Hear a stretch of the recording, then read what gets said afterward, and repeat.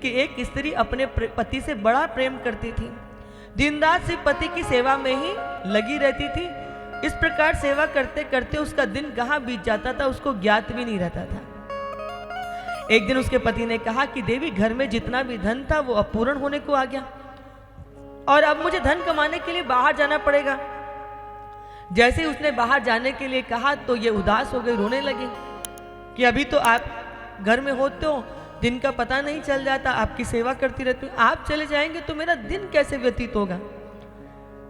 तो वो रोने लगी तो पति ने को कुछ विचार आया। उसने क्या किया, मिट्टी लेकर के एक छोटा सा सुंदर सा गुड्डा बना दिया और अपनी पत्नी को दे दिया कि जब तक मैं लौट कर नहीं आता हूं तब तक तू इसी को मुझे मानकर मेरी सेवा करना। उसको एक आधार मिल गया, पति चला गया, इसने प्रधान द्वार बंद कर दिया और ये घर के अंदर उस मिट्टी के गुड्डे की पूजा करने लगी। बंधुओं, घर में झाड़ू बुहारी लगाती, भोजन बनाती, भोजन बना करके पहले वहां भोग लगाती, उसके बाद उस भोग प्रसाद को स्वयं पाती। घंटों घंटों उस मूर्ति के पास बैठी रहती और धीरे धीरे धीरे धीरे करके उसका समय व्यतीत होने लगा।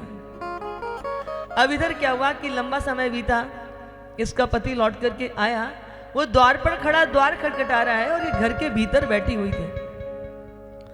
अब ये बताओ कि इसका असली पति द्वार पर खड़ा होकर के खटखटा रहा है और ये अंदर उस मूर्ति के पास आंखें बंद करके बैठी है, इसे क्या करना चाहिए? कन्हैया बोले, ये भी कोई पूछने वाली बात है? जब उसका असली का पति द्वार पर आ गया तो मिट्टी के नकली पति को छोड़ करके इसको द्वार पर असली पति के स्वागत तो करने जाना चाहिए। तो गोपियां कहती हैं कि आपने कर दिया ना न्याय।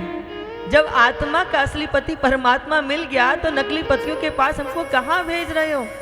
ये तो हाड़ मास का सौदा है और हाड़ मास का सौदा तो एक ना एक दिन पूर्ण होगा ही। लेकिन जिसकी रीत, जिसकी प्रीत ठाकुर जी के चरणों से लग जाती है, सदगुरु के चरणों से लग जाती है, फिर बताओ बंधुओं, जीवन में क्या पाना शेष रह जाता है?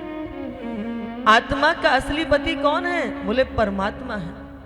मैंने उस दिन भी आपसे एक कथा में बात कही थी कि संसार के सारे कार्य शरीर से कीजिएगा, पर इस हृदय में तो या तो आपके इष्ट बसे या आपके सतगुरु बसे।